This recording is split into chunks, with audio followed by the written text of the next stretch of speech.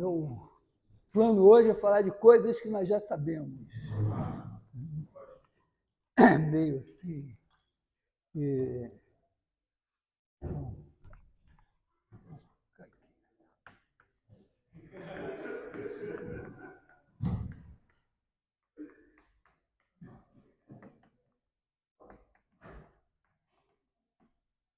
Assim, bom, uma coisa que nós sabemos é PG. A gente sabe, né? Se fizer 1 mais Q2, mais QN, chamar isso aqui de S, vamos dizer, chamar de SN. Você pode multiplicar por Q, eu vou fazer uma maneira tradicionalmente simples, né? Multiplica por Q, você tem Q mais Q2, mais QN mais 1. Isso aqui é Q vezes SN. E não custa nada observar que isso é SN vezes Q. Estou fazendo essa observação, é o seguinte, uma coisa que a gente já sabe, mas a gente está trabalhando com números e a multiplicação é comutativa. Mas nem todas as multiplicações são comutativas. Por exemplo, a multiplicação de matrizes quadradas não é comutativa. Mas numa situação assim, eu posso multiplicar por Q do lado de cá ou do lado de cá, vai dar o mesmo resultado. Tem isso aqui. E aí, se você subtrair, né, você fica 1 menos Q elevado a N mais 1 é igual a SN menos QSN. Quer dizer, que seria 1 menos Q. Bom, vou botar aqui 1 menos QSN.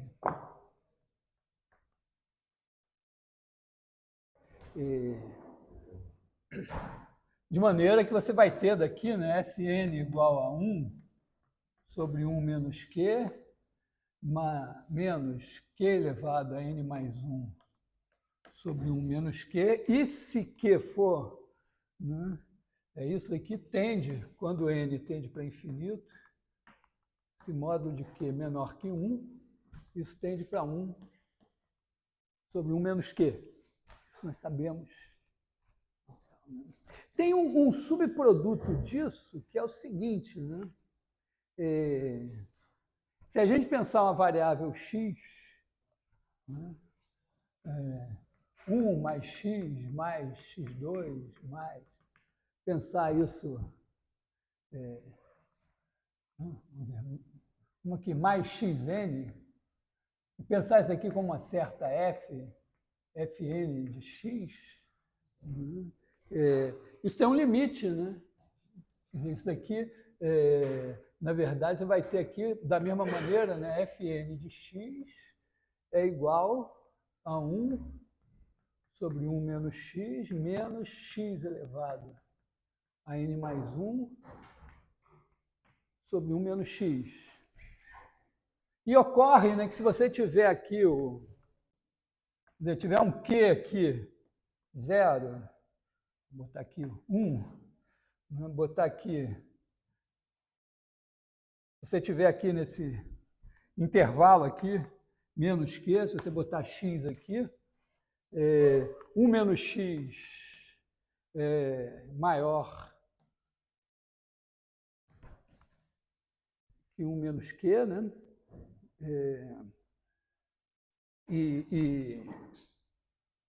Bom, x, módulo de x é menor que Q, né? Então, 1 sobre 1 menos x é menor que 1 sobre Q, né? E como x também é menor que Q, quer dizer, esse cara daqui, né? X elevado a n mais 1 sobre 1 menos x, em módulo, né, isso é igual a x elevado a n mais 1 sobre 1 menos x. Isso é menor, esse é menor que 1 sobre q, o outro é menor que q, então esse é menor que q elevado a n mais 1 sobre 1 menos q, para todo x aqui.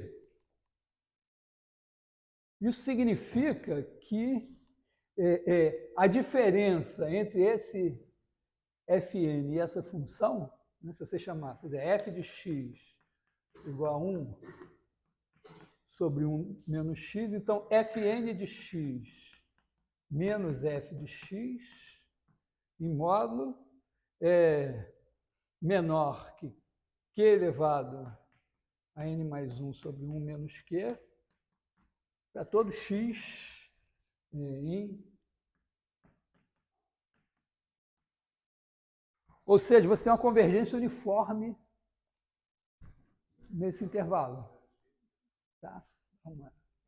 Uma coisa assim que é um subproduto simplesmente da soma da PG.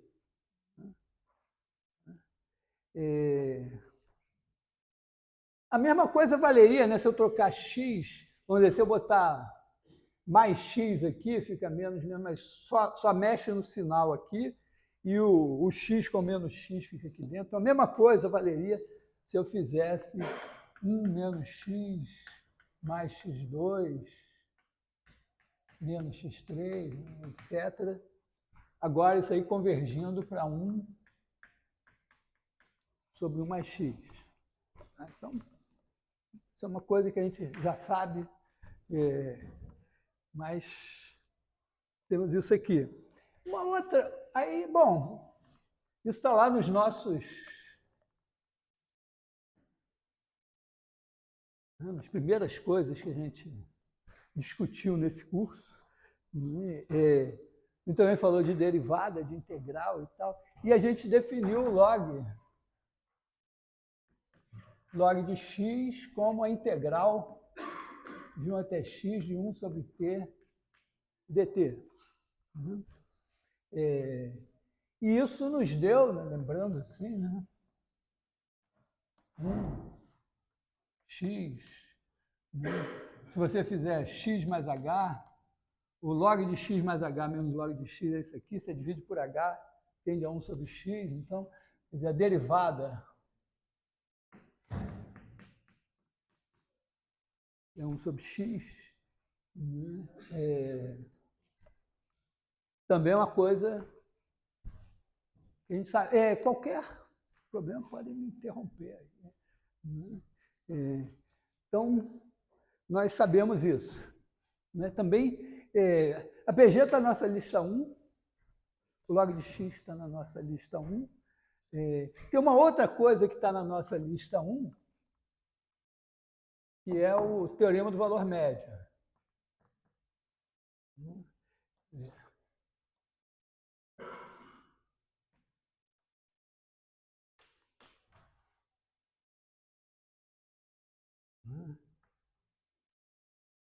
Tem aqui um psi,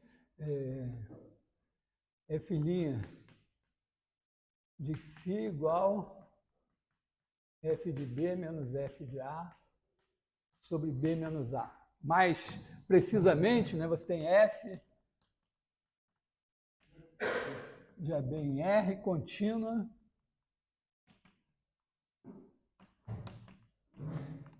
em AB derivável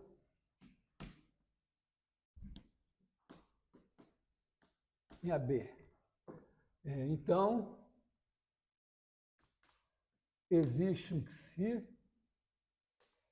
no intervalo AB, tal que isso daqui. Isso tem uma certa consequência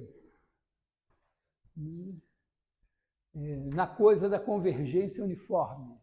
Convergência uniforme não estava, vamos dizer, na nossa lista 1, mas é uma ideia com a qual a gente está trabalhando agora, e que não é tão difícil assim, né?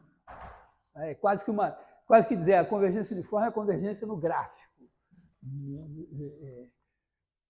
Embora qualquer convergência possa ser colocada assim. Quer dizer, nós estamos lidando com... vai ser meio rápido, mas...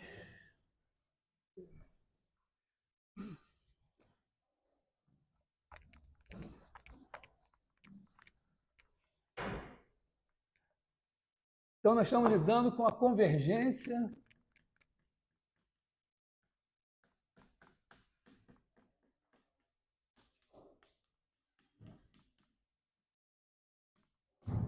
uniforme. Significa, na verdade, nós estamos pensando no seguinte, né? Desde o começo, tenho falado nisso, né? Que resolver um problema, tipo resolver uma equação, não é necessariamente você dar uma fórmula que, a partir de números conhecidos e dos parâmetros do problema, aquela fórmula te dá a solução. Bom, a solução é essa. Quer dizer, resolver um problema, frequentemente, vai passar por você construir uma sequência de soluções aproximadas que vai convergir para a sua solução. Agora nós estamos pensando uma versão um pouco mais geral disso, que às vezes resolver um problema é encontrar uma função. E não necessariamente você pode esperar que a função que você está procurando vai ser dada por uma lei que você eleva x ao cubo, soma com logaritmo de não sei o quê, mais o seno não sei o que lá, e está lá a fórmula da sua função.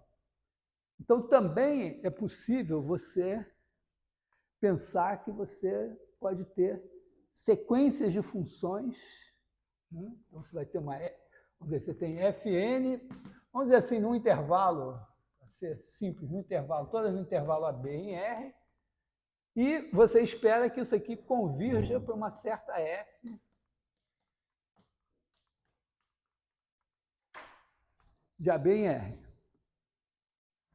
Assim como no caso dos números, para piorar um pouco as coisas, você não vai poder garantir que Fn converge para F simplesmente pegando a F, fazendo a diferença para Fn e vendo se essa diferença está pequena. Porque você não tem a F. Se tivesse, você não ia construir uma sequência de funções. Tá? Ou a gente pode discutir, vamos dizer, tem situações que a gente tem a F, mas ela não é dada de uma maneira boa de calcular. No caso do seno e do cosseno. Nós temos que nos ver livres desses duendes irlandeses para fazer uma coisa melhor. Então, em princípio, tem essa questão. Então, mas, num primeiro momento, a gente pode até trabalhar com F conhecida. Quer dizer, quando a gente faz a série de Taylor de uma função, a gente tem a função,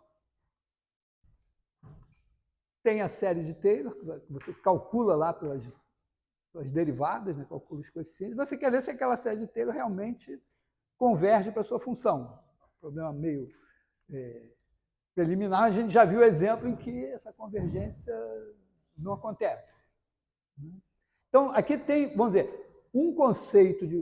Outra coisa é definir qual é o conceito de convergência, como é que você mede a distância entre duas funções. Então, aqui a gente está medindo, né, Fn menos F, vamos dizer, é o sup para x em AB dos Fn de x menos F de x. Posso botar assim, para não ficar com esse cara aqui embaixo, né?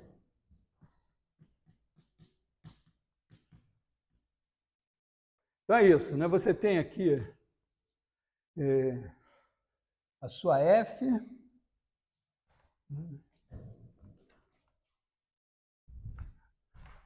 sua F está aqui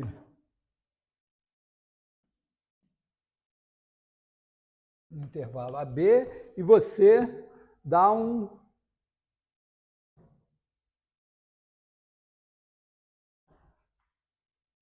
intervalo aqui, epsilon para cima, epsilon para baixo, e aí você vai exigir que as suas Fn's caiam aqui dentro. Tá? Então, isso aqui, né, Fn converge para F uniformemente, significa para todo epsilon maior que zero, existe n epsilon, tal que n maior que n epsilon implica Fn de x menos f de x menor que epsilon para todo x em AB. Então, para cada x, você olha o f de x está aqui, o fn de x tem que estar nessa distância assim. Então, é bem visual. Quer dizer, você botou uma faixinha e os dois gráficos têm que estar... Quer dizer, o gráfico da f já está ali no centro da faixinha, os outros têm que estar ali perto. Tá? Isso aqui. Aqui tem umas questões que são derivar e integrar. Então, derivar significaria pensar assim, será que Fn converge uniformemente para F? Implica que Fn' também converge para F', digamos, uniformemente? E integrar seria Fn converge uniformemente para F, significar que, vamos dizer, eu não posso escrever integral, mas o integral de A até B, né?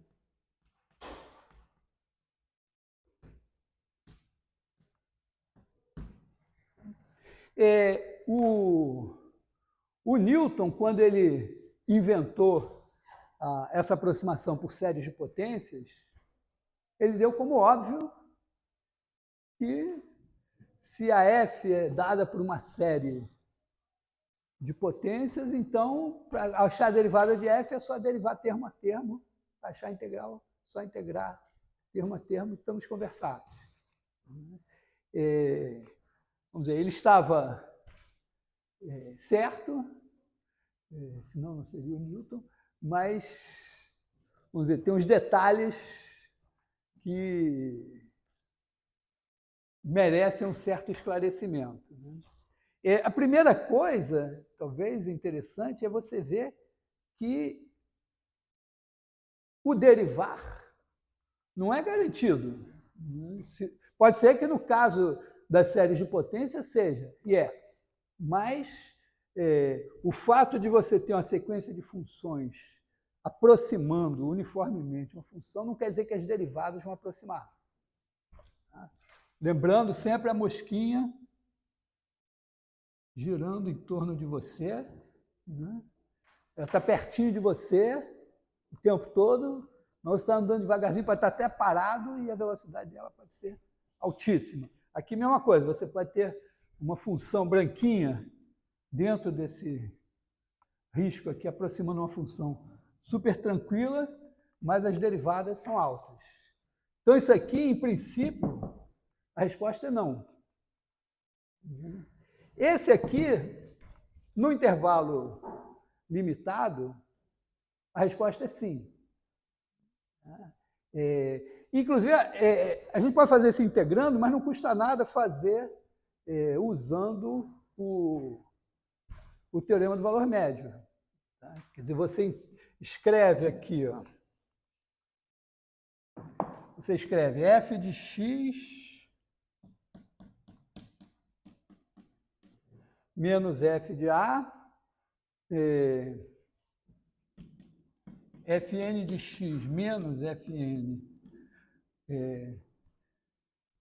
de a,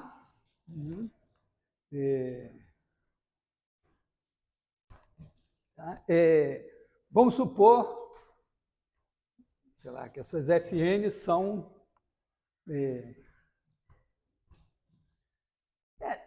não, vamos fazer integrando mesmo, já que eu formulei em termos de integrar, né? Quer dizer, se você fizer a integral, fazer assim, a integral de a até b de f de x dx menos a integral de a até b de fn de x dx, né? Isso aqui, em módulo, é menor ou igual que a integral de a até b de f de x menos fn de x dx. E se esse daqui, vamos dizer, já que eu posso fazer isso para todo epsilon, eu posso fazer isso daqui ficar menor que epsilon sobre b menos a, e aí isso daqui será menor que é a integral de a até b de epsilon sobre b menos a dx, que é igual a epsilon. Tá? Então, em princípio, assim, derivar não pode, mas integrar pode. Tá legal? Tranquilos? Oi?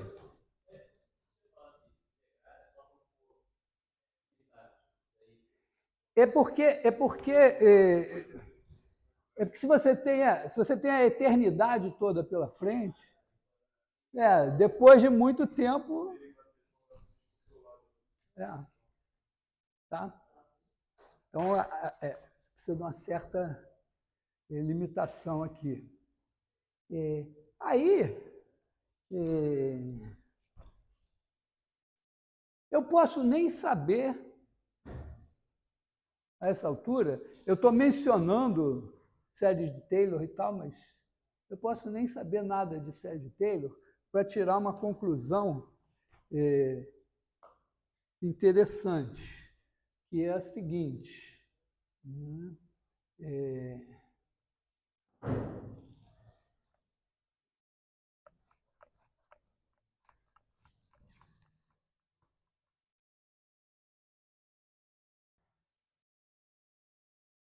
Se eu fizer 1 sobre 1 mais x, tem uma coisa que converge uniformemente para isso, que é somatório de n igual a 1 até n igual a 0 até n, né? De menos 1 elevado a n menos x elevado a n. Né? Tá, esse aqui é a soma da PG, só que com razão menos x. Né? Então, isso aqui vai ser 1 menos x mais x2 menos x3 mais etc. Então, essa convergência, pelo que eu acabei de ver, né, é uniforme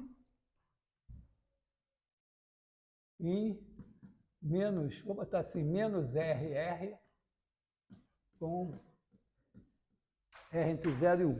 Se eu pegar no intervalo menos RR, está valendo.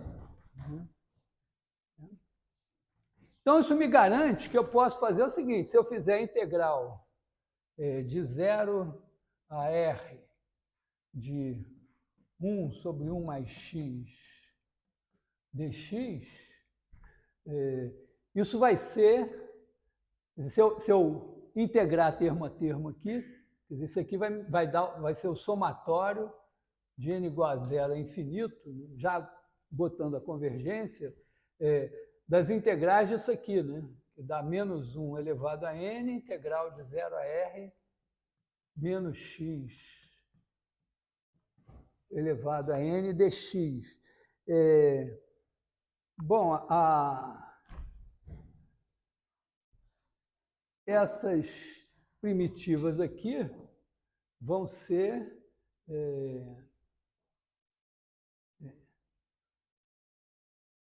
vai dar. Bom, vou escrever direto, integrando aqui, né? Tá? Integrando de 0 a r, vai dar r menos R2 sobre 2, mais R3 sobre 3, menos R4 sobre 4, mais etc. Isso daqui vai ser igual para qualquer R, assim. Eu posso trocar isso por x também. Tá? Bom, mas essa integral aqui, isso daqui é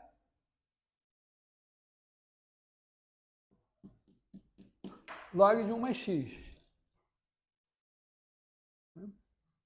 Então, na verdade, aqui seria log de 1 mais r. Né?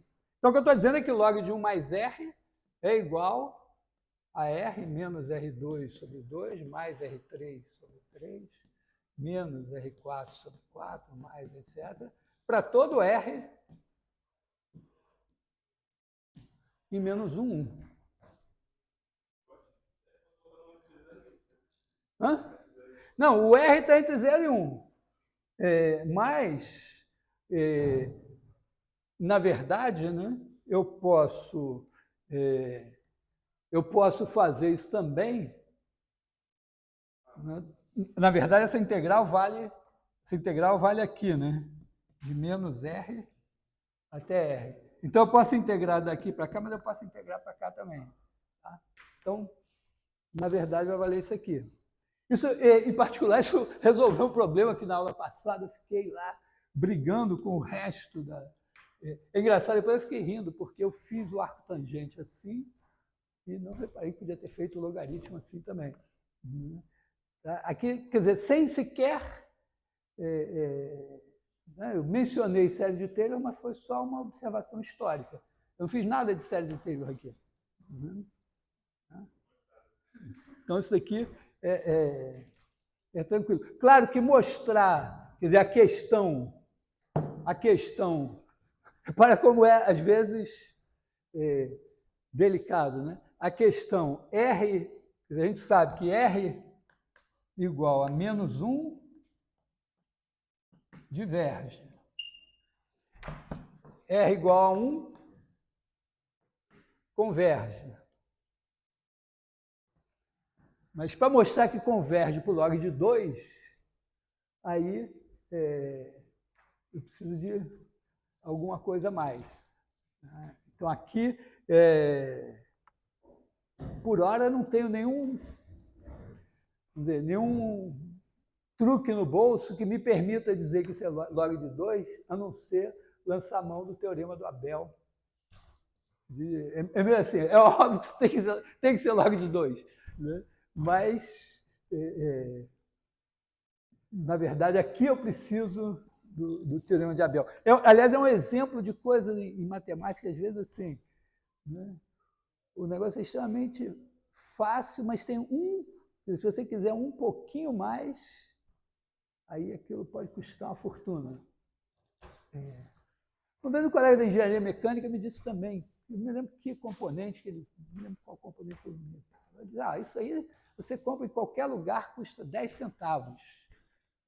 Mas se você quiser um bom, aí só tem 2 empresas no mundo que fazem, custa $10. Mais ou menos uma coisa assim, aqui. O resultado num certo nível, mas às vezes para você entender, vamos dizer, é claro que aquele componente especial, sei lá, mandar um avião a jato voando, talvez precise dele, mas eu, sei lá, para o meu microfone aqui, qualquer coisa serve. Né? Então, para você entender toda essa história, você não precisa do teorema do Abel, mas você precisa para... Né? Então, converge para log de 2. Não acredito que o Abel tenha enunciado assim. Claro que todo mundo já está careca de saber ou de achar que era log de 2, mas talvez a demonstração dependa de algo desse nível. Tá? Então, aqui, repara, a definição de convergência uniforme, tudo bem, é uma definição que a gente não viu no começo do curso, mas não é uma definição difícil. E nós fizemos aqui um percurso que varreu convergência de séries, derivada, integral, teorema fundamental do cálculo, um negócio lá que no fim foi chegar lá no detalhezinho, só com ideias que a gente aprendeu no primeiro mês de aulas. Por isso que eu digo que aquelas ideias ali são importantes. Tá?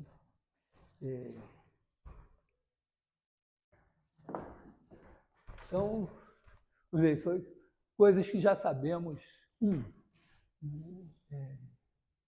Tem perguntas sobre isso? Oi.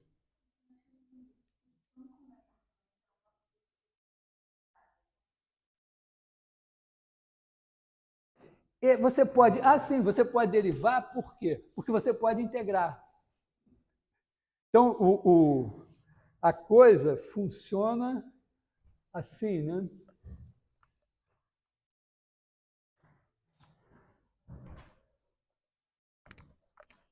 Tá, vamos...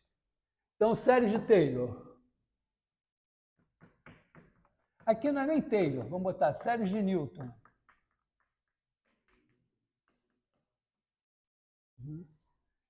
Então, aí a gente tem, né, a N, uma sequência de números, e aí, a partir daqui, a gente define Fn de x igual a somatório de N, vou botar um Nzão aqui, Tnzão, de AN, x, vou botar x elevado a n, não vou botar o x menos x0, não, vou ficar com menos carga aqui, né? A nx elevado a n. Aí a gente sabe, né, que tem aqui o zero, tem um intervalo que vai de menos r até r, e isso converge para uma certa f de x em menos RR. Tá? Na verdade, a gente sabe o seguinte, né? Que se você pegar um Rzinho um pouquinho menor que o Rzão, então você vai ter somatório de n igual a zero. Vamos botar assim, somatório de n zero. N de AN xn, você pode escrever assim, né? Você pode dividir e dividir, multiplicar por R elevado a N, escrever isso aqui como somatório de N igual a zero até N de AN, R elevado a N, x sobre R elevado a N, e em seguida olhar para isso e dizer, bom, mas isso daqui, ó, como o R está aqui dentro, isso aqui eu sei que converge. Quer dizer, essa soma desse somatório de AN e RN converge. Então, em particular, o AN, R elevado a N, tende a zero quando N tende para infinito. Então, para N grande, isso é pequeno. Limitado. E isso daqui, como eu estou pegando, se eu pegar módulo de x menor,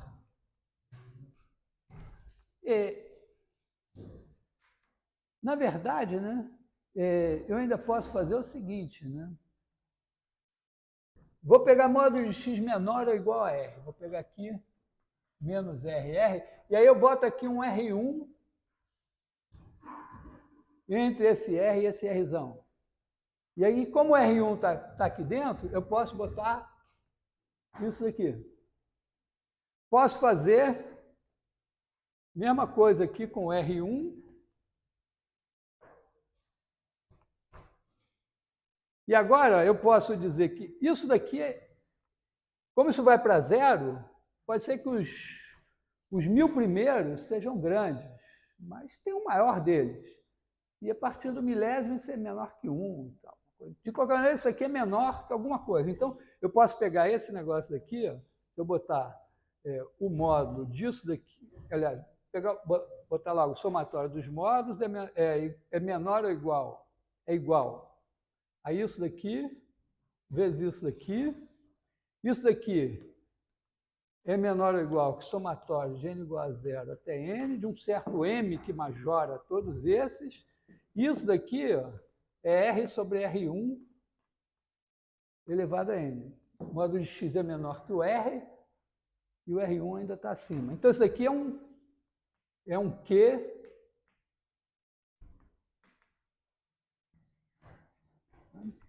Então, isso é dominado por uma PG, e isso daqui converge para todo x. E o erro que eu cometo se eu truncar a série é menor do que o erro que eu cometo se eu truncar isso aqui. Tá? Porque se eu somar de n mais 1 em diante, vai ficar menor ou igual que somar isso aqui de n mais 1 em diante. Então, a convergência é uniforme. Tá? Então, na verdade, né, eu tenho isso daqui e eu tenho Fn converge para F uniformemente em menos RR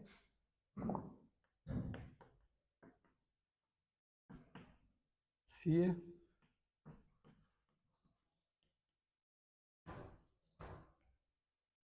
entenderam a coisa aqui que garante a convergência uniforme? O que garante a convergência uniforme é o seguinte, o resto, vamos dizer, se eu truncar essa série, se eu fizer somatório de n igual a 0 até n de AN xn, posso fazer assim, somatório n igual a n mais 1 até infinito de AN xn. Então, isso aqui é o Fn.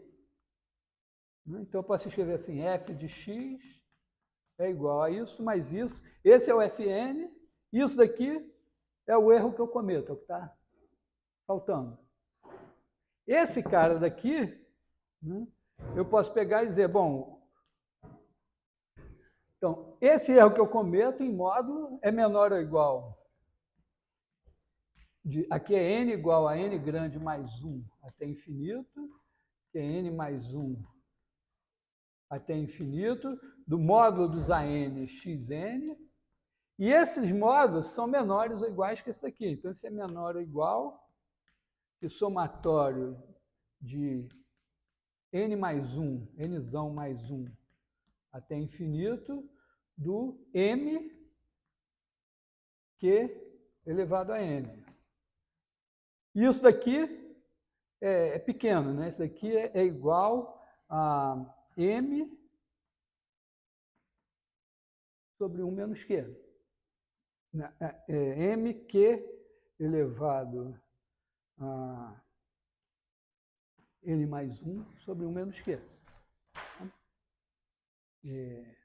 Isso é pequeno e é um limitador para todo x.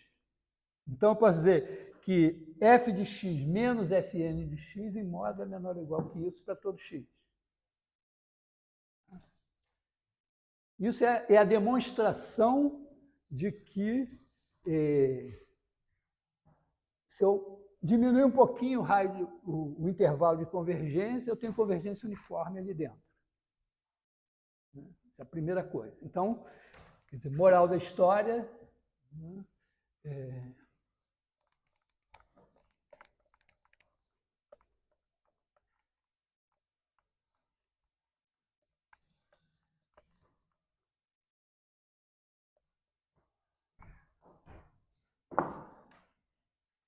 Fn igual a somatório de n igual a 0 até n. Então, Fn converge uniformemente com uma certa f em menos RR. 0 menor que R, menor que o Rzão. Aí tem o detalhe, né, que o mesmo raciocínio que a gente faz, que eu fiz aqui de uma certa maneira, eu posso fazer de outra maneira. Né? Em vez de eu posso fazer assim, né? Somatório de módulo de AN xn é igual a somatório de raiz enésima de módulo de AN vezes módulo de x elevado a n. Tá? Quer dizer, eu peguei esse cara, tirei a raiz enésima e elevei a n. Então, ó, se isso daqui ficar igual a 1 ou maior que 1, já era. Vai embora para o infinito. Mas se isso daqui ficar menor que um certo Q, então isso converge.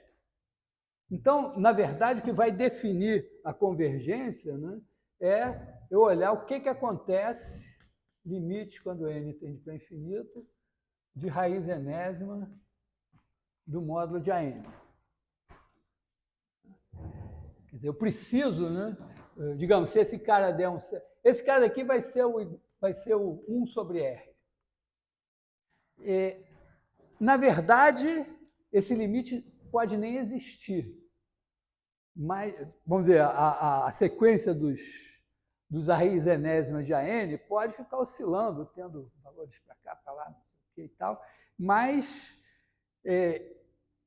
teria, vamos dizer, como se ela tivesse vários limites, podendo ir de menos infinito a mais infinito. Então, o maior desses limites, que é chamado o limite superior. Então, o x tem que ficar menor que o maior desses limites para garantir que esse negócio daqui fica menor do que 1. Quer dizer, o x tem que ficar menor que o inverso do maior desses limites. Tá? Então, na verdade, quer dizer, a gente precisa aqui módulo de x menor que r converge. Tá? Porque aí o x vezes esse cara daqui vai ficar menor que 1 a partir de um certo ponto, e aí isso converge. Tá? Por que esse negócio é mais conveniente nesse momento? Porque eu vou olhar as Fn linhas. Então, Fn linha de x vai ser somatório de n igual a 1 até nzão de n a n x elevado a n menos 1. Então, aqui ó, eu vou ter que olhar a raiz n menos 1 ésima desse cara. Tá? Quer dizer, eu vou ter que olhar para a raiz n menos 1 de n a n e ver para onde que isso vai. Quer dizer, isso daqui é meio que... Né, isso daqui, vou escrever assim para ficar mais fácil de pensar. Né? Você pode multiplicar por n sobre n, né? E isso é igual a n módulo de AN, 1 sobre n, elevado a n sobre n menos 1. E aí o que importa é esse limite aqui, porque isso aqui está indo para 1. E esse limite aqui acontece o seguinte, acontece que raiz n de n tende a 1 quando n tende para o infinito. Então, esse limite é o mesmo daqui. Então, quando você deriva, você obtém uma nova série das derivadas, ela tem o mesmo intervalo de convergência da sua série original e converge uniformemente. Então, essa Fn' converge uniformemente, né, em menos RR. Para alguma função. Bom, mas é a função que é definida por essa série daqui. Tá? Então, converge para uma certa G, que é a soma dessa série aqui. Só que, como a convergência é uniforme, eu posso integrar. Então, eu posso integrar.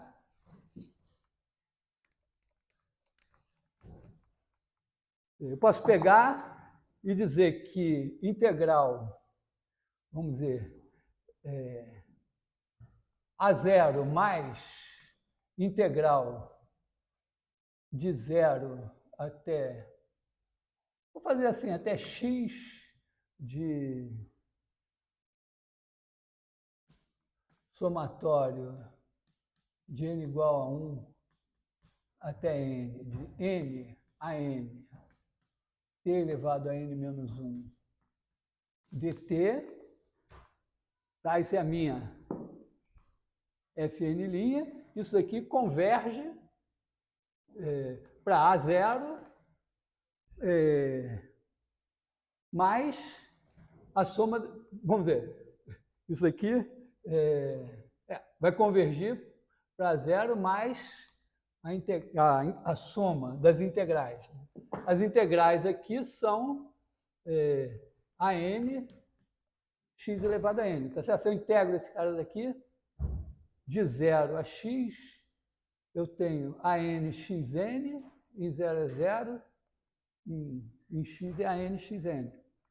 Né? A n mais somatório de n igual a 1 até infinito disso aqui. Tá? Isso daqui está convergindo para a soma das integrais. Então, é isso daqui. Mas o que é isso? Isso daqui é a minha f de x.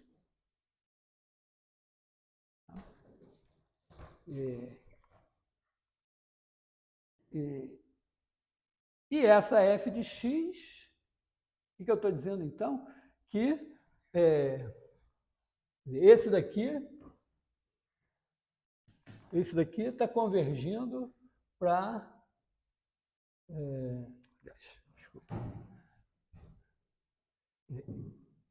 Esse daqui está convergindo para essa g. Então, isso aqui está convergindo para A0 mais a integral de 0 a x de g de t dt. Então, eu concluo que A0 mais integral de 0 a x de g de t dt é igual a f de x. Então, se eu derivar isso aqui, g de x é a derivada disso, é constante, teorema fundamental do cálculo, a derivada disso é g de x, é f' de x. Então, repare, eu tenho que dar uma certa volta. Eu não tenho nenhum teorema que me garanta diretamente que, pelo fato de as fn's convergirem uniformemente para f, eu possa dizer o mesmo sobre as derivadas. Eu sei que é falso, tem exemplo. Mas eu dou a volta, eu digo, esses caras aqui são as derivadas convergem para um certo tanto. Se eu integrar esse cara, eu vou chegar nesse aqui. Para não perder de vista a obviedade da coisa. Eu estou dizendo que esses Fn estão próximos da F. Mas mais do que isso, eu estou dizendo que as derivadas deles estão próximas de alguém. Então, se as derivadas deles estão próximas de alguém, as primitivas deles estão próximas da primitiva desse alguém. Pelo menos num intervalo limitado. Mas as primitivas desses vão ter que estar próximas da F. Se eu der o mesmo valor inicial, e aí eu vou concluir que a F é a primitiva. Em vez de eu dizer,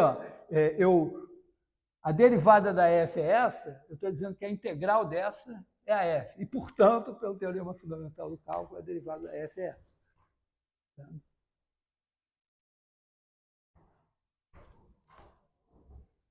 Então, sempre a história aqui é isso, é que quando você aproxima uma função, não necessariamente as derivadas da que aproxima estão próximas da função que você está aproximando. Vale para as integrais, nos intervalos fechados. Esse é um grande problema quando você resolve problemas de física, de engenharia, problemas em dimensão infinita em que o que você está procurando é uma função. Porque, geralmente, você tem equações diferenciais, então você tem algo, a sua função tem que satisfazer alguma equação, sei lá, tem que ter f duas linhas igual a menos K2F.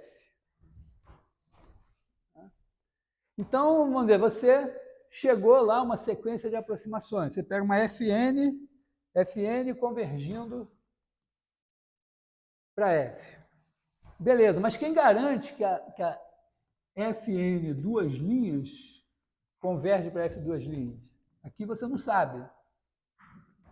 Então, é bastante razoável prever que você pode ter encrenca aqui. Quer dizer, você fez uma sequência que aproxima a sua solução, ou pelo menos uma sequência que você acha que deve aproximar a sua solução, converge para alguma coisa, mas pode ser que as derivadas não estejam convergindo. Então, você tem que parar para pensar. Na verdade, né, o seu trunfo é que se as derivadas convergem para algo, né, aqui é a derivada segunda, mas nesse caso aqui, as derivadas estão convergindo para alguma coisa. Então, significa que as velocidades estão próximas de alguma velocidade. Se os instantes iniciais, no caso aqui você tem Fn convergindo para F em todos os pontos, mas bastava um ponto. Fn convergiu para F num certo ponto. As derivadas estão próximas, então essas funções originais estão próximas da primitiva daqui. Elas não podem, entendeu? Não pode acontecer de Fn convergir uniformemente para F, Fn' convergir uniformemente para alguma outra coisa, e essa alguma coisa não ser a derivada da F.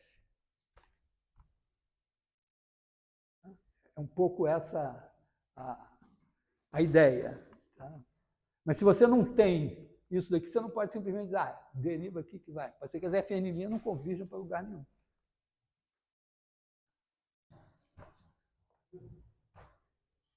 Ok? Isso aqui foi meio coisas que já sabemos. Não, isso aqui foi a dúvida da Sofia. Mas,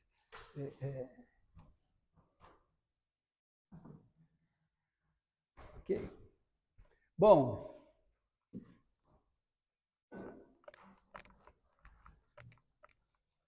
vamos dizer, não é muito claro que o Newton tivesse esse... Mas, de certa maneira, ele devia ter a intuição de que tinha que estar certo. E talvez pensar coisas que já sabemos, talvez, seria o seguinte.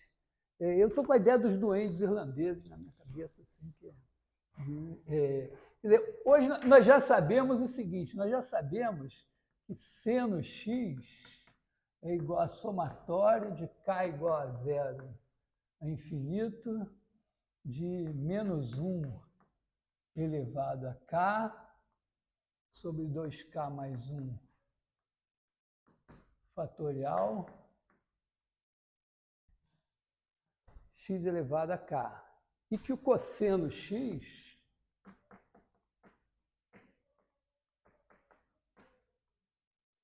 menos 1 elevado a k sobre 2k fatorial x elevado a 2k.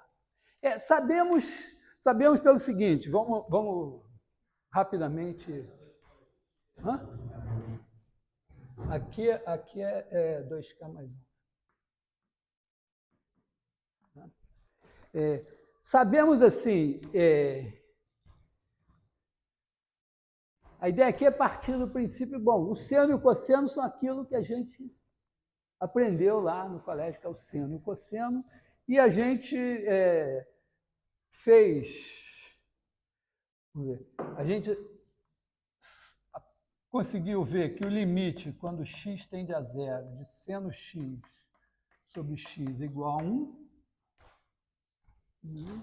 e a partir daí a gente provou que a derivada do seno é o cosseno x, a derivada do cosseno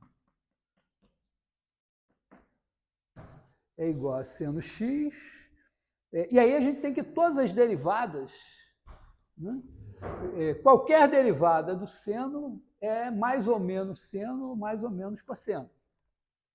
Está entre menos 1 e 1. Derivadas do cosseno também vão dar sempre senos e cossenos com sinais mais ou menos. Né? E isso garante, né, quando a gente vai fazer a série de Taylor do seno, a gente vai usar seno zero igual a zero, a derivada do seno em zero é o cosseno zero, que é igual a 1, a segunda derivada do seno em zero é menos o seno em zero, que é igual a zero, a terceira derivada do seno em zero vai ser menos o cosseno em zero, que é menos 1, e aí vai repetindo. Então, você tem 0, 1, 0, menos 1, 0, 1, 0, menos 1, 0, 1, 0, 0, menos 1, o que vai dar esse menos 1 elevado a cá e vai dizer que só os ímpares desaparecem nessa história. Tá? Então, você vai chegar à conclusão de que seno x é igual a x menos x3 sobre 3 fatorial, mais x5 sobre 5 fatorial, menos etc., mais menos 1 elevado a k, x elevado a 2k mais 1, sobre 2k mais 1 fatorial, mais um resto 2k mais 1 de x, e esse resto de ordem 2k mais 1 de x, se eu não me engano, a gente fez umas contas e mostrou que isso daqui é menor ou igual que m sobre n mais 1 fatorial x elevado a... Na verdade, aqui, vamos dizer, se eu botar o termo 2k mais 2, ele é zero. Então, eu posso botar o 2k mais 3. Então, na verdade, esse resto daqui vai ser menor ou igual que um certo m, acho que 2k mais 3 fatorial, x elevado a 2k mais 3.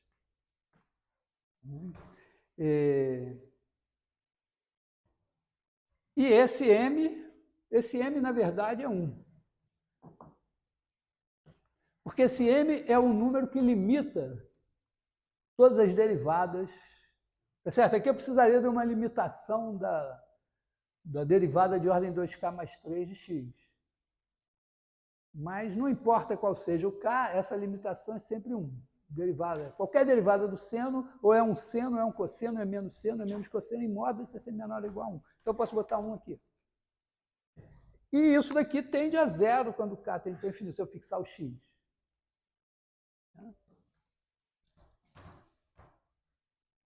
Oi. Porque o quê? Por que é esse?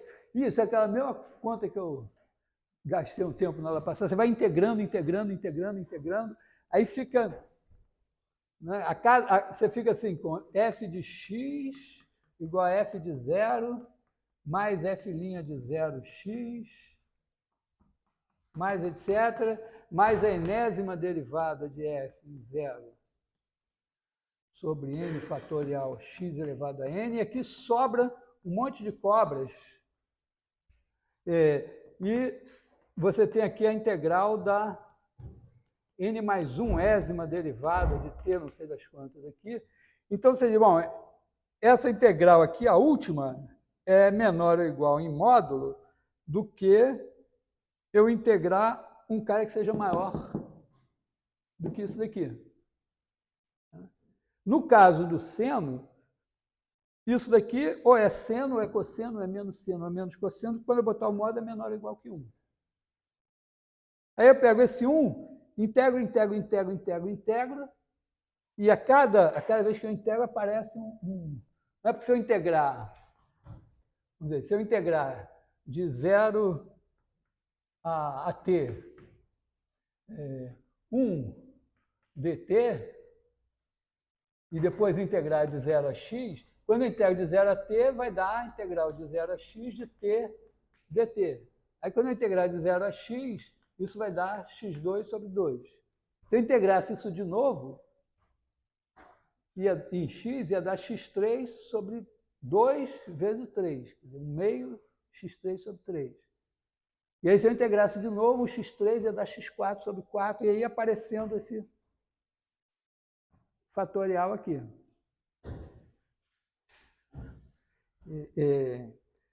Aqui a gente chegou iterando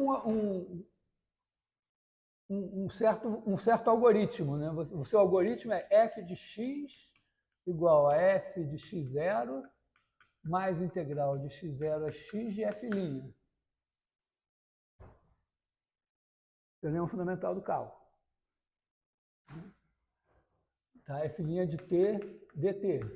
Aí eu pego esse f' de t e digo f' de t é igual a f' de x0 mais integral de x0 a t de f2' de t1 dt1. E aí eu fui iterando. Cada vez que eu faço isso, sai um cara para cá e sobra o Instituto Butantan de bolsa aqui.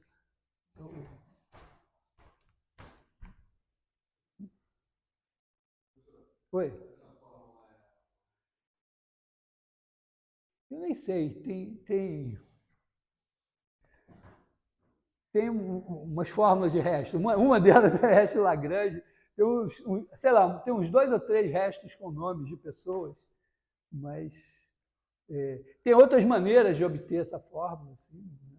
Você pode aplicar o teorema do valor médio aqui dentro, tem alguns macetes. Mas, basicamente, no frigir dos ovos, você fica com alguma coisa assim, que depende de você ter uma limitação da primeira derivada que você não botou aqui, dividido pelo fatorial, e aí você tem o seu x elevado a coisa. O x elevado a coisa dividido pelo fatorial vai para zero. O problema é que esse cara daqui pode, por exemplo, no caso do logaritmo, esse cara daqui, aqui você tem n fatorial, aqui você tem n menos 1 fatorial. Então só sobra n no denominador, que não é suficiente para enfrentar o x elevado a n. Mas o caso do seno e o caso do cosseno são casos ótimos, porque todas as derivadas são menores do que 1. Então, você pode garantir, né, que essa fórmula daqui vale. E no cosseno, a mesma coisa, você vai garantir que essa fórmula vale. Para todo x. Quer dizer, se você quiser calcular o seno de 1 milhão, você pode jogar nessa fórmula aqui. Não peça o seu computador para calcular. Coitado, porque para esse negócio... Bom, aqui ainda tem uma vantagem, né, adicional, que o sinal alterna. Mas, para isso ficar bom, minimamente é preciso que 1 milhão elevado a 2k mais 1 fique menor que 2k mais 1 fatorial. O que significa que k igual a 500 ainda não vai adiantar. Certo? Porque aí você botar 500 aqui, você tem... Aliás, 500 mil. Né? Se você botar 500 mil aqui, você vai ter 1 milhão e 1 fatorial brigando com 1 milhão elevado a 1 milhão e 1. Esse ainda é muito maior. E já para calcular fatorial de 1 milhão e 1, deve ser pesado, né? Não sei. Né? Tá? Então, não é aconselhável você usar essas fórmulas cruamente. Mas a gente tem uma vantagem que é a seguinte: você sabe que o seno e o cosseno... Vou apagar o lado de cá, né? Podem ver, acho que eu fiz isso no vídeo dos duendes. Podem ver lá que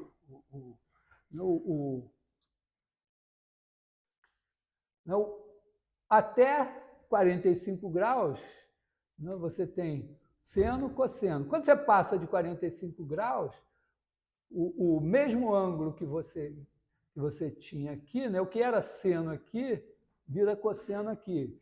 E o que era cosseno aqui, vira seno aqui. Então, você pode ir de 0 a 45 graus calculando seno e cosseno. Quando você passa de 45 graus, você usa os que você já tinha calculado, invertendo. Aí você vai até 90 graus. Depois você repete. Então, na verdade, você só precisa calcular os senos e cossenos até 45 graus. Assim, sem pensar, né? Sem pensar muito. Se você realmente estiver fazendo o software lá, pode ser que você diga, não, ainda dá para fazer um pouco melhor e tal. Mas 45 graus é π sobre 4, que é menor que 0,8, que é igual a 2 ao cubo sobre 10. É menor que 1. Então, você só vai trabalhar com um cara aqui, ó. Isso daqui já é menor que 1. O x é menor que 1. Então, essas potências são menores que 1, estão diminuindo. Então, esse negócio já vai uma série alternada decrescente desde o começo. E quando você é uma série alternada decrescente, o erro é menor que o primeiro termo que você despreza. Então, para ter uma aproximação razoável, né, basta que, vamos dizer, 0,8 elevado a 2k mais 1 dividido por 2k mais 1 fatorial seja menor que a sua margem de erro. Está todo mundo trabalhando a seu favor. Então, você vê que se você não exigir uma coisa muito, um montão de casas decimais, com 3, 5 termos dessa série aí, você já tem algo muito legal. Então, quer dizer, aqui é uma coisa em que o algoritmo... Né, porque imagina assim, imagina que você tivesse na Idade Média, sei lá, algum momento ali, antes desses métodos aparecerem e tal, e que você só tivesse acesso à definição de seno como cateto oposto sobre hipotenusa. Então, você ia ter que desenvolver uma máquina extremamente precisa lá com os duendes, realmente. Né? Você ia ter que botar o seu X aqui, medir esse cara, ou algum macete assim, meter a mão na massa lá e calcular. Nem imagino como é que se fazia isso. Agora, com um software melhor, quer dizer, um pouco mais de conhecimento de matemática, você pode dispensar. Imagina assim, isso feito. Imagina assim que sei lá, a Suíça tivesse ficado isolada da matemática do mundo, tivesse produzindo as melhores máquinas de calcular seno e cosseno lá com seus, sei lá, tivesse até desenvolvido, sei lá, seres e duendes especiais só para medir os negócios lá e tal. Né? E, de repente, chega alguém com um conhecimento mais avançado, morreu a indústria ali. Né? Eu ouvi uma coisa semelhante há alguns anos, isso acho que ainda não aconteceu totalmente, mas eu estava conversando com os colegas franceses que tinham assistido uma palestra no dia anterior, que eu não assisti, mas que era de um cara explicando como estava dando para corrigir defeitos de lentes com software. Porque você sabe que uma lente de telescópio, máquina fotográfica, filmadora, celular, né? Geralmente não é uma lente, né? Você tem uma coisa assim, são várias lentes, tem uma assim, outra assim e tal, várias lentes para entrar a luz aqui, sair o negócio lá na foto. E tem indústrias que já existem há séculos, a Alemanha é top disso, né? Tanto que vamos dizer, a Samsung tinha coisa de usar lente Schneider, a Sony usava lente Zeiss, a Panasonic começou a usar lente da Leica, todas as lentes alemãs e tudo. E os caras falando, olha, acho que a ideia é que é possível, com o software, corrigir os erros das lentes, porque aqui o problema são aberrações que aparecem e tal, então as lentes têm que corrigir coisas e tal, você bota várias lentes. Então o cara diz, não, vai ser possível botar meio que um fundo de garrafa aqui e corrigir as aberrações. Naquele momento estava num nível assim, de dizer, olha, a gente já consegue corrigir tais e tais aberrações. Então, isso aqui você não se preocupa, se esmera mais nesse detalhe aqui. Então, é o tipo de situação em que vamos dizer, um bom algoritmo pode vamos dizer, quebrar anos de precisão industrial e fazer as coisas ficarem piores, vamos dizer, usar coisas piores para produzir um resultado tão bom quanto, ou quase tão bom quanto, a um preço muito mais baixo. Então, aqui, certamente, né, se os suíços estivessem com seus artesãos lá fazendo um negócio top, teriam perdido aqui. Mas, mais do que isso, né, mais do que isso, a definição de seno e de cosseno a gente pode mudar. Quer dizer, a gente pode dizer, olha, essa definição de seno e cosseno geométrico que a gente está usando foi legal, foi uma fase da nossa vida e tal, para a gente conseguir dizer, não, o seno tem que ser uma função assim, que tem que ter essa derivada, o cosseno assim, mas agora, eu vou até dizer, chega de putaria, casei, agora eu sou uma pessoa decente e tal, agora estou aqui, seno, cosseno. Então, você pode dizer, ó, seno não é mais cateto oposto sobre hipotenusa, seno é isso, cosseno é isso. E aí você pode parar e dizer, olha, eu agora vou usar o que eu sei de cálculo para provar aquelas propriedades do seno e de cosseno que eu sabia que valiam. É um exercício interessante, você sair provando tudo. Né? Bom, a primeira coisa é que você tem aqui, né, se você usar essa definição, você vai ter que seno linha de x é igual a cosseno x e que cosseno linha de x é igual a menos seno x, porque você sabe, você acabou de provar, que você pode derivar termo a termo. Isso vai nos dar, ó, se eu fizer seno x ao quadrado mais cosseno x ao quadrado, se eu derivar isso daqui, isso é igual a 2 seno x, a derivada do seno x é cosseno x, mais 2 cosseno x, a derivada do cosseno x, não porque era antes, porque é agora, né? É menos seno x, e, portanto, isso é igual a zero para todo x. Logo, isso aqui é constante. Acontece que o seno de zero, se você jogar aqui, é zero, e o cosseno de zero é 1.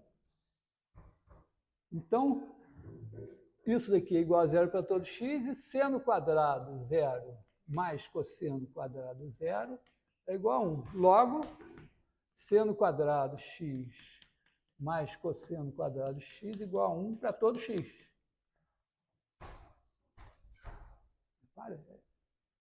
Não é qualquer coisa. Acabamos de provar algo. Imagina você pegar essa série aqui e tentar provar, levar ao quadrado. Dá para fazer, mas... Então, você tem isso aqui. Talvez, não sei como faríamos, mas seria interessante tentar mostrar, né, que seno de A mais B igual a seno A cosseno B mais seno B cosseno A. Como é que a gente prova isso? Talvez seja o caso de pensar seno de A mais x, olhar para a derivada dessa função, comparar com isso daqui, alguma coisa assim. Mas, entendeu? Você agora pode dizer, eu vou fixar essas funções assim, e tudo que eu sei é que o seno é dado por isso, o cosseno é dado por isso, portanto, isso aqui eu já provei, agora eu provei isso. Dá para você até investigar meio que o gráfico, por exemplo, uma coisa que seria preciso provar. é você dizer, bom, então o seno de 0 é 0, o cosseno de 0 é 1. Então a derivada do seno começa positiva, o cosseno é contínuo, então ela vai ficar, ela começa a 1, ela vai continuar meio perto de 1 no começo, então o seno vai começar com derivada positiva crescendo. Mas ele não pode crescer eternamente, porque aqui está 1. Além disso, a segunda derivada do seno é menos o seno. Então, se o seno está positivo, a segunda derivada está negativa. Então, ele está com derivada positiva, a segunda derivada está fazendo assim.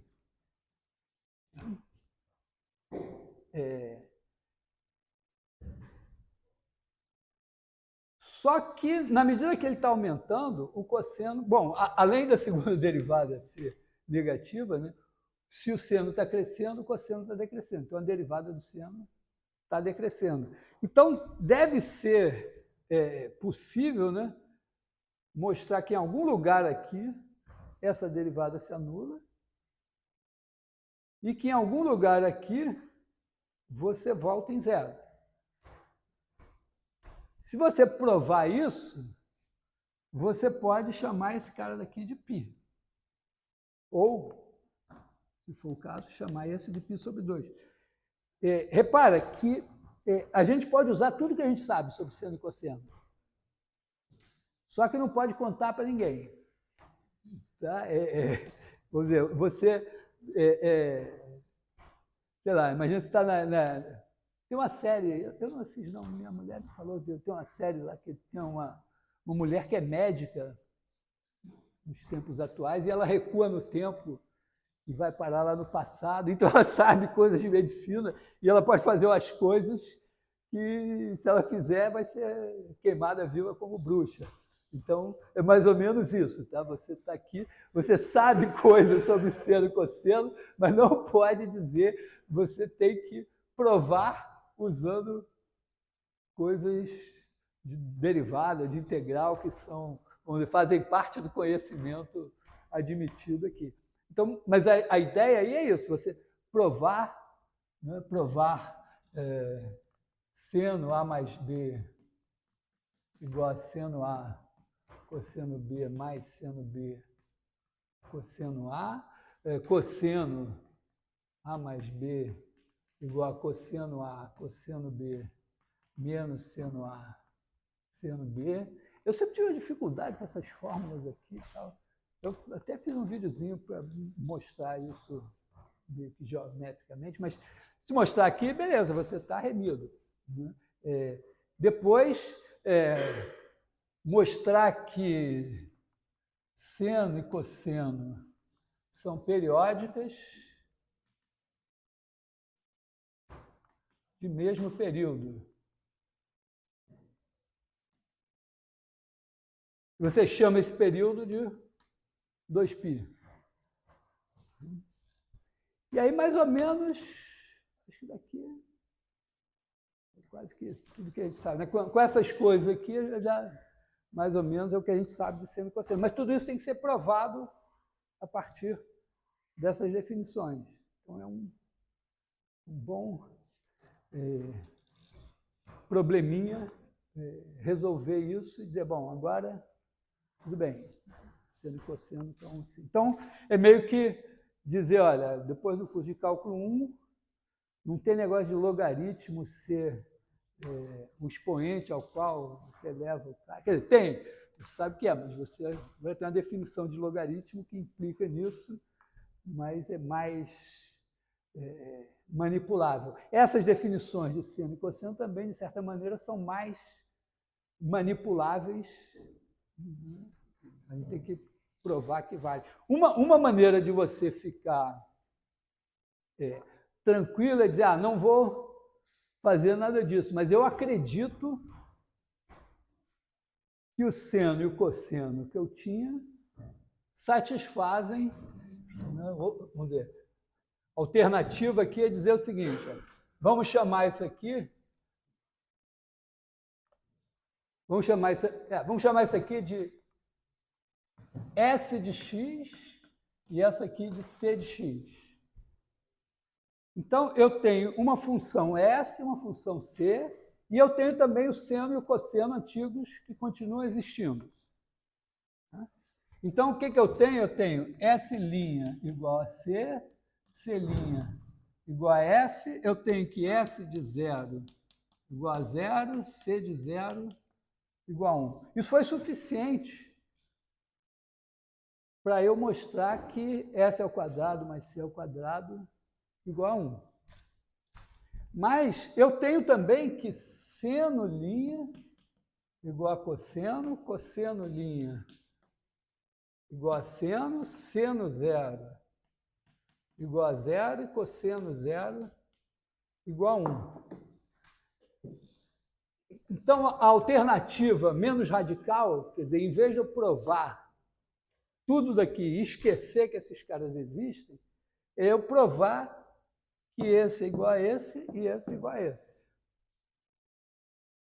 E tem aí um truque simples, que é fazer o seguinte: se você provar, se você fizer S de x menos seno x ao quadrado mais C de x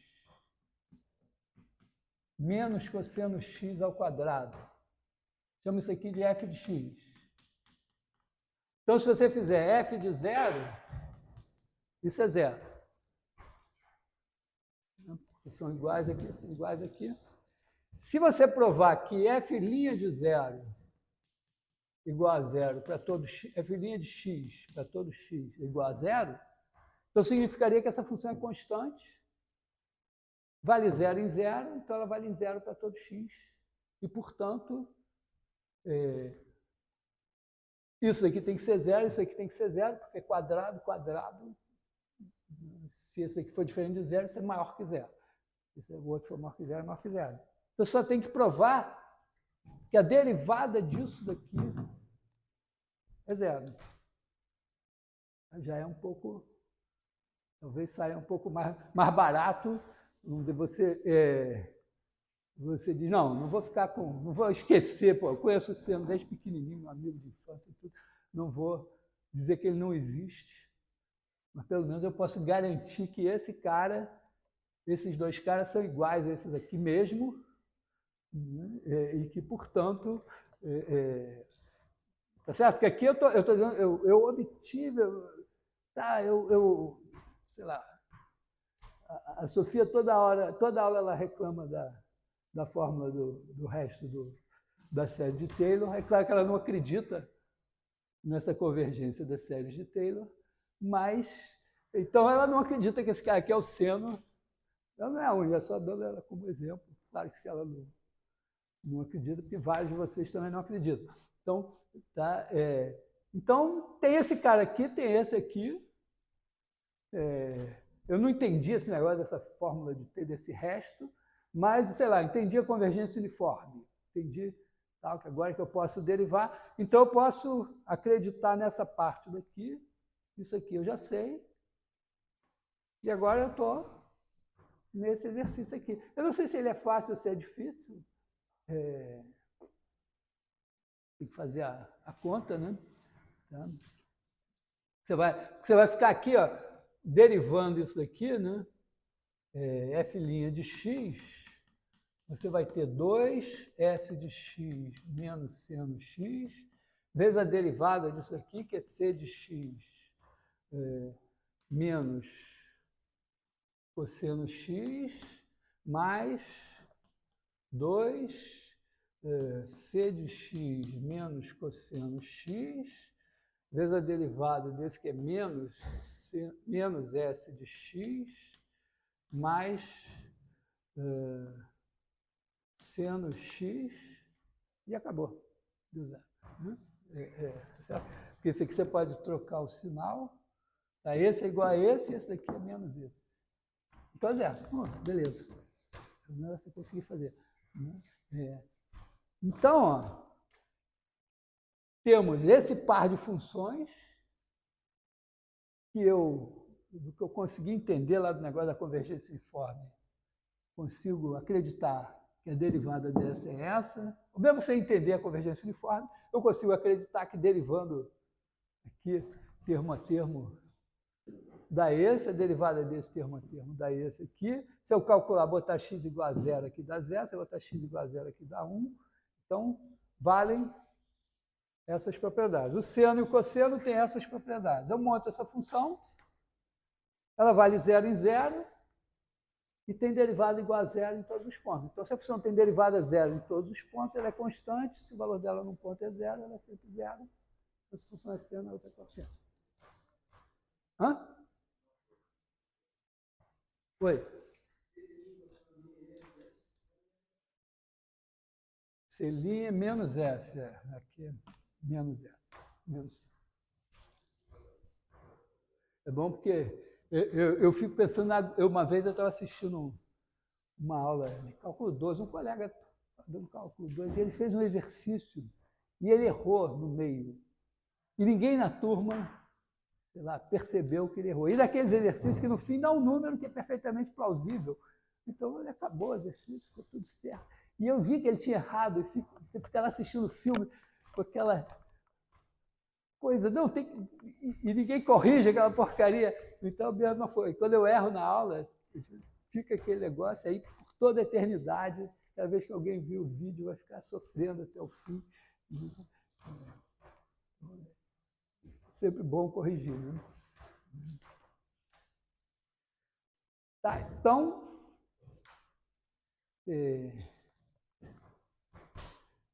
são coisas mais ou menos que a gente já sabe. Agora, são coisas que fazem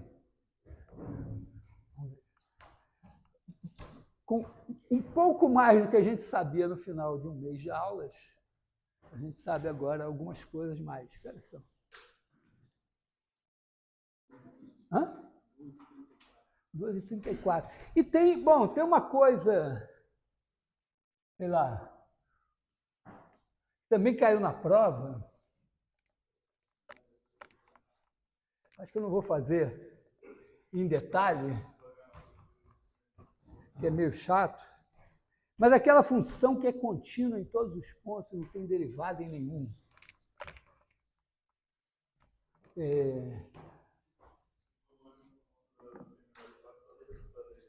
Eu ia fazer aquilo alguma hora, mas antecipei. A função foi construída assim, né? A gente pegou, botou x, esse cara aqui, igual a distância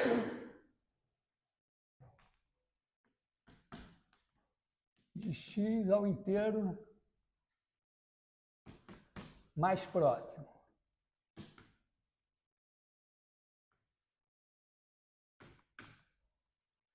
Quer dizer que você faz assim, né? Você pega aqui 0, 1, 2, 3, menos 1, menos 2, etc. E aí, bom, de 0 até meio, a distância é o próprio x. Né? De meio até 1 é 1 menos x. Então, você vai ficar com uma coisa assim, né? Você pega aqui a altura meio, e aí você vem, faz assim, depois assim, depois assim, assim.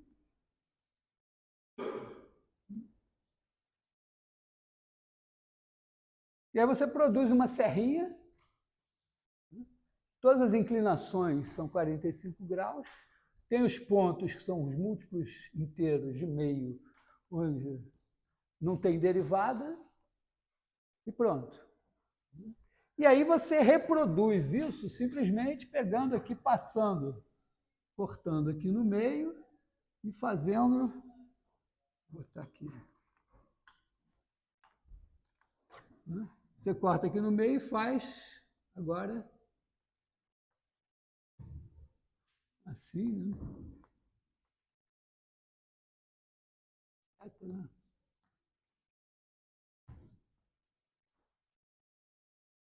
E depois corta no meio. Então, você pode chamar isso aqui de F0, sei lá, de X, e aí fazer eu criei uma Fn de x. É o seguinte, se você multiplicar, se fizer f de 2x, se você fizer f de 2x, esse cara vem para cá e vira, na verdade, né? F de 2x, esse cara daqui vai para cá, então vai fazer uma coisa assim. Aí você divide por 2, vira esse. Então, você pode fazer Fn de x, vai ser o seguinte, você faz 1 sobre 2 elevado a n, f de 2 elevado a nx. Quando você faz isso, ó, na primeira iteração, as metades viram inteiros. Os múltiplos de meio viram inteiros. E aí você pega o valor dessa função, então ela fica fazendo assim, aí você divide por 2 e ela faz essa função amarela aqui. Depois você repete a mesma coisa. Com isso, você está produzindo funções que a primeira tem sempre inclinação 1, só que não é derivável nos múltiplos inteiros de meio. A segunda tem sempre inclinação 1, só que não é derivável nos múltiplos inteiros de 1/4. A terceira vai ter sempre inclinação 1, só que não é derivável nos múltiplos inteiros de 1/8. E assim sucessivamente, as potências de 2. Tá?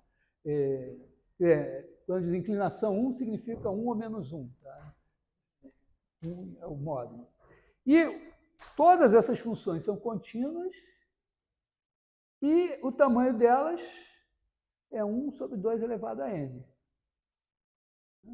Então, eu tenho módulo de Fn de x, na verdade, nem precisava módulo, porque sempre posso botar assim, 0 maior ou igual que Fn de x, menor ou igual que 1 sobre 2 elevado a n para todo x, para todo n. Quando você tem... Isso aqui é uma série somável. Quando você tem funções que são limitadas por uma série de números positivos, por uma sequência de números positivos que é somável, então isso aqui vai convergir uniformemente. Tá? Se eu fizer, sei lá qual vai ser o nome, vou dar aqui, φn de x igual a somatório de i igual a 1 igual a 0 até n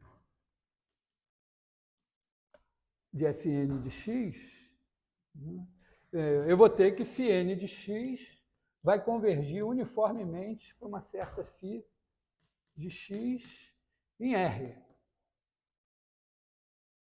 Por quê? Porque o somatório de n igual de k igual a n mais 1 até infinito de fk de x, módulo, é menor ou igual que o somatório de k igual a n mais 1 até infinito de 1 sobre 2 elevado a k. Né? Se eu estou somando de k elevado a n mais 1, isso daqui é igual a 1 sobre 2 elevado a n. Né? Tá? Se eu somo de meio a infinito, dá 1. Se eu somo de 1/4 a infinito, dá meio. Se eu somo de 1 sobre 2 elevado a n mais 1 infinito, dá 1 sobre 2 elevado a n. Então, isso aqui eu tenho convergência uniforme. Eu sei que quando eu tenho uma sequência de funções contínuas convergindo uniformemente uma função, essa função é contínua. Estou usando duas coisas aqui, né? Estou usando coisas poderosas, né? É uniformemente de Cauchy, na verdade. Legal? Eu estou dizendo isso daqui está me garantindo que quando eu fizer Fn de x menos φn de x menos φm de x, módulo, é menor ou igual que somatório, vamos supor que m é menor que n, de k igual a m mais 1 até n de 1 sobre 2 elevado a k. Isso garante que para cada x essa sequência aqui é de coxi. Então, para cada x tem um limite. Então, eu tenho φn de x converge para uma certa φ de x, e a convergência é uniforme por esse mesmo motivo. Então, essa φ é contínua. Então, fabriquei uma função contínua, que é a soma dessas serrinhas. E que eu digo que essa função não tem derivada em nenhum ponto.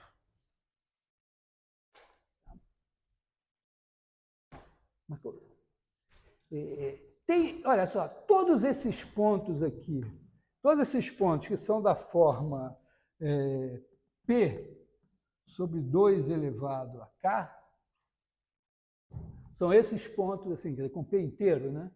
Porque a cada passo eu estou dividindo a unidade em uma potência de 2 e fazendo a serra com os dentes correspondentes a essa unidade, né? Primeiro, ó, o tamanho é 1, eu tenho esse dente, depois o tamanho é meio, eu tenho esse dente, depois o tamanho vai ser 1/4, assim, e todos os dentes têm sempre a mesma cara. Então, o que vai acontecer? Uma coisa importante. Está claro qual é o procedimento, quem são as FNs, que é a fita, estou fazendo convergência uniforme e tal. Oi. Por que quê? É porque eu estou fazendo o resto, né? É como se eu dissesse assim, ó, a φ é a soma de 0 até infinito. A φn é a soma de 0 até n. Quando eu faço φ menos φn, eu somo de n mais 1 a infinito.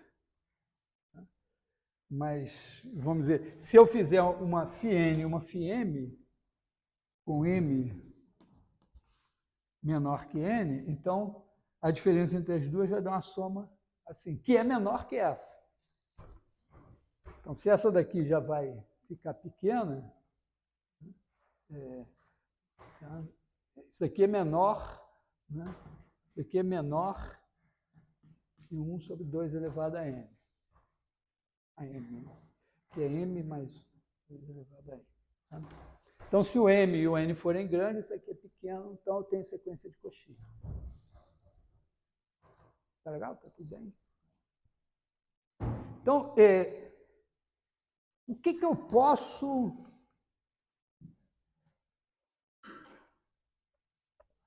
tirar dessa história? Tem uma coisa muito simples aqui, que é o seguinte: eu começo e tem só esse negócio só se anula, né? A primeira serrinha só se anula nos inteiros. Tá claro, né? A segunda se anula nos inteiros e nas metades, mas se anula nos inteiros também. A terceira vai anular nos quartos e vai anular nos inteiros também.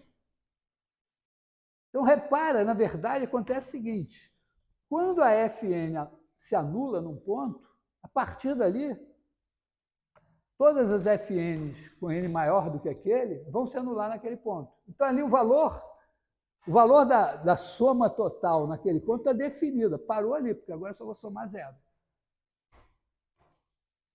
Então, eu sei exatamente, né, se o cara é dessa forma, eu sei que tem uma hora que é quando esse cara daqui, vamos dizer, digamos que P seja ímpar. Então, isso aqui só vai virar inteiro quando eu multiplicar por 2 elevado a k. Então, antes disso, esse cara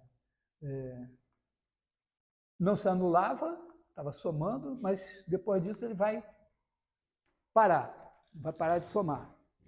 Então, tem uma coisa super interessante que é o seguinte, ó.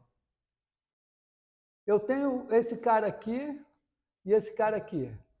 Aqui, vamos dizer, tem 1 sobre 2 elevado a k entre eles. Pode ser que esse cara aqui até seja 0. A função vale a 0 nele. Mas, enquanto eu não não chegar no ponto de anular esse, eu vou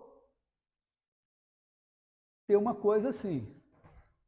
Na verdade, eu posso ainda, antes, vamos dizer, mas quando eu chegar assim, eu já anulei ele. Então, enquanto eu não anular esse aqui, esses caras... Então, assim, e a diferença do valor da função aqui para o valor da função aqui é exatamente esse mesmo tamanho aqui. Então, aqui eu tenho derivada 1 nesse trecho. Quando esse cara se anular, supondo que esse já estava nulo, um dos dois se anula antes. Né? Tem um e o seguinte, um dos dois é par, se anula, e o outro ainda não se anulou. Pode ser para cá e tal. Quando esse anular, aí não muda mais. Tá? Então, eu sempre posso pegar um par de pontos assim e dizer, bom, aqui, a partir de agora, eles vão ter a mesma derivada, vamos dizer, vão ter essa diferença aqui está constante, quer dizer, a diferença entre o f desse e o f desse não muda mais. Só que, né, nesse momento em que esse cara aqui já está somando 0, esse aqui ainda está somando 1. Quer dizer, se eu pegar esses 3 pontos aqui, A, B, C, tem uma coisa assim. Então, se eu fizer assim, ó, Fn de B menos Fn de A sobre B menos A está num certo valor, quer dizer, igual ao certo alfa. Aí, no próximo, aconteceu isso aqui.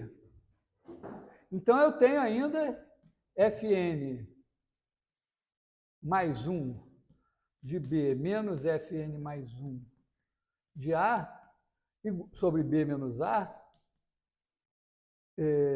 igual, aqui vai ser igual a 0. Então, eu vou somar tudo e agora eu começo a somar 0.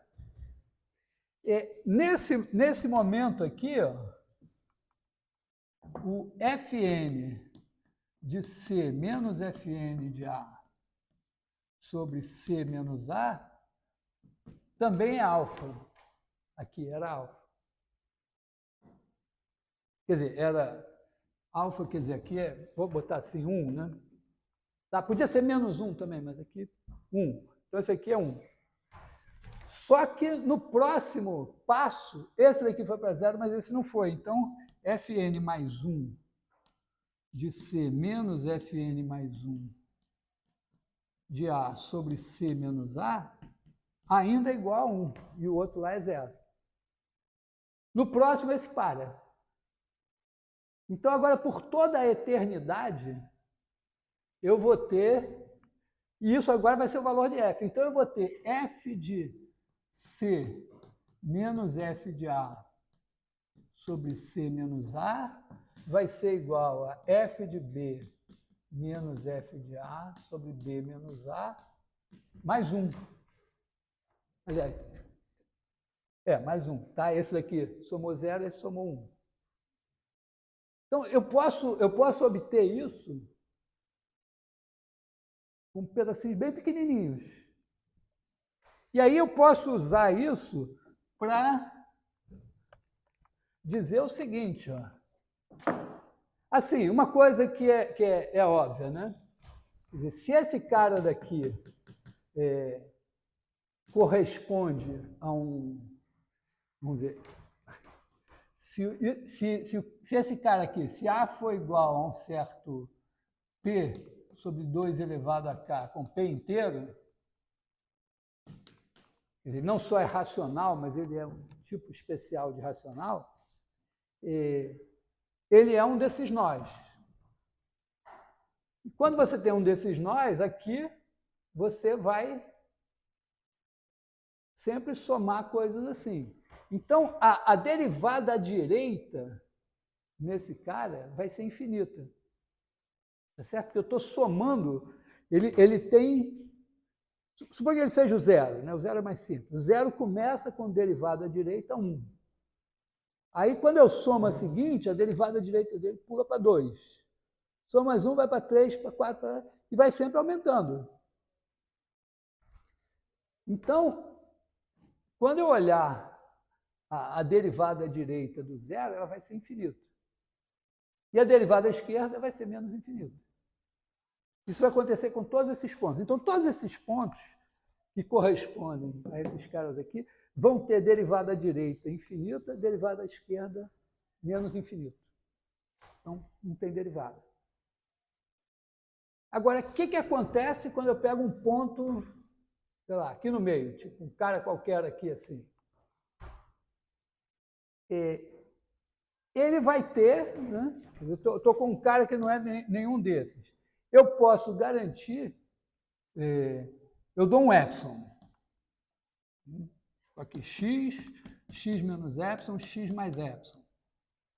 Eu sempre posso colocar uma coisa desse tipo, né? Vai ter dois caras dessa forma, consecutivos, de maneira que eu vou ter uma coisa assim. Ou, vamos dizer, ou assim, sei lá.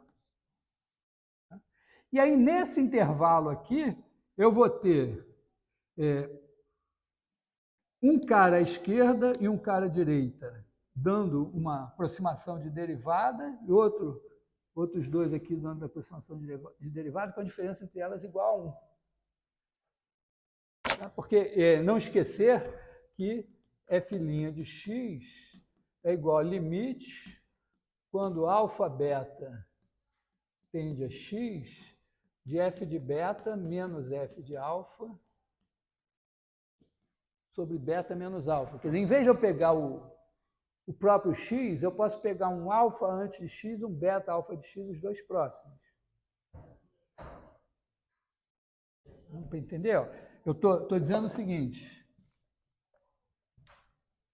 Eu quero ver se a função tem derivada em x. Então, eu posso pegar um alfa aqui, um beta aqui, calcular f de beta menos f de alfa, dividir por beta menos alfa. Quando alfa e beta tenderem a x, isso tem que tender para a derivada de x. Tem que ter um limite, tem que ser a derivada de x. Se esse limite com alfa e beta não existir, não tem derivada. E o que eu estou mostrando é que eu posso pegar o alfa e beta nessa situação assim. E aí, o que vai acontecer? Eu estou nessa situação aqui, ó. É o A, o B e tem o C, que eu estou chamando de gama, em que, no momento em que parar de somar, quer dizer, esses aqui bateram em zero. Então, daqui para frente, não soma mais nada. Esse aqui vai parar de somar na próxima, ele vai bater em zero, não vai somar mais nada. Quando ele parar na próxima, vai significar que f de gama menos f de alfa sobre gama menos alfa é o mesmo que eu tinha antes, que era o f de beta menos f de alfa sobre beta menos alfa, mais 1. Porque eu ainda somo. Então, está completamente diferente. Porque não pode, esses caras não podem estar convergindo para alguma coisa se eu sempre conseguir eles com diferença 1. Então, isso esse é o argumento para provar que essa função que eu estou construindo, ela não tem derivada em nenhum ponto.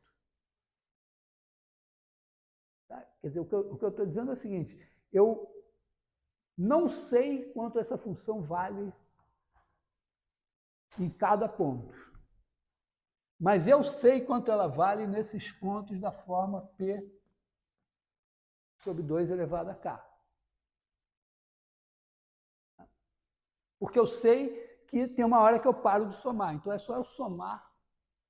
Se o P for ímpar, eu somei tudo, se o P foi par, eu parei, eu vou dividindo, quer dizer, se o P for par, eu pego as potências de 2 na decomposição de P em fatores primos, corto aqui e ele para como se fosse o anterior, a expressão mais simples. Tá? Então, sabendo apenas esse fato, eu consigo, primeiro, mostrar que nos pontos desse tipo, bom, isso é óbvio, né? Eu tenho derivada à direita infinita, derivada à esquerda menos infinita. E nos pontos que não são desse tipo, eles estão entre pontos desse tipo, e eu consigo mostrar que pertinho de cada um deles eu tenho um terno de pontos, em que um me dá uma aproximação para a derivada, outro me dá aproximação para a derivada, e essas aproximações diferem de um.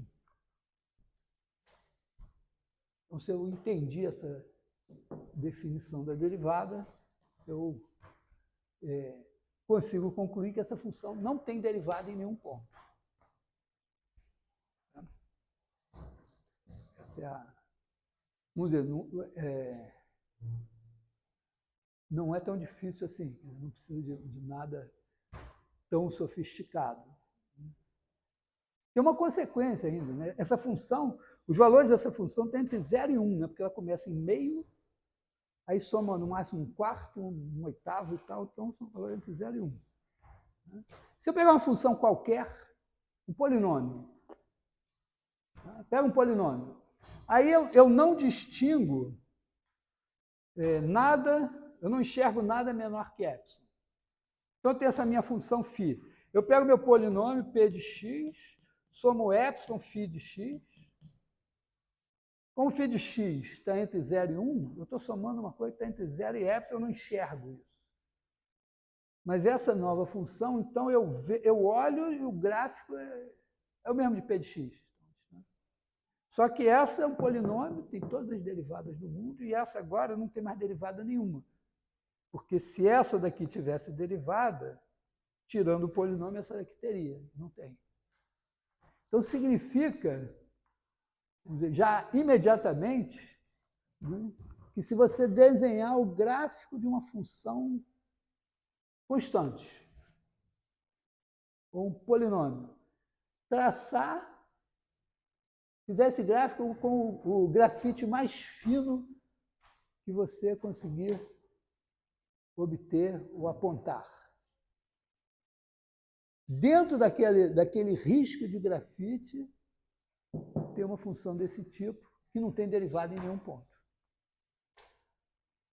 Isso é um fato real. Quer dizer, não dá para distinguir a olho nu, nem usando o mais potente microscópio disponível.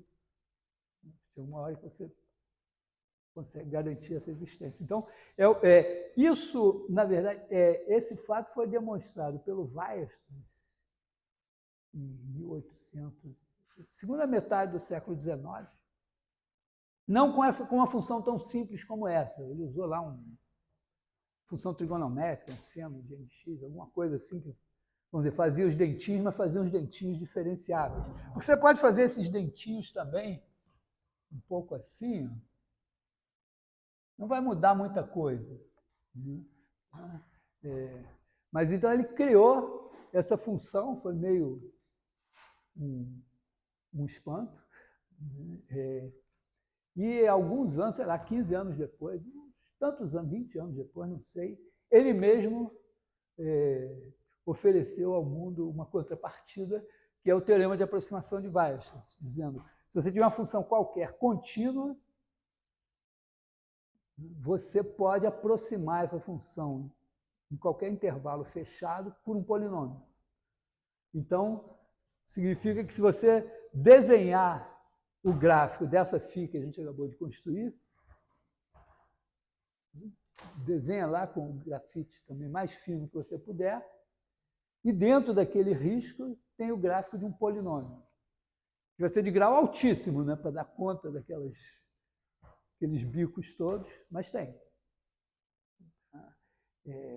A demonstração também está praticamente ao alcance das nossas mãos, porque ela só depende da convergência da série da série de Taylor da raiz quadrada. A demonstração... Que horas são? Deixa eu ver se eu falar. 3h20? Ah, 3 e 2, então fica o suspense no ar.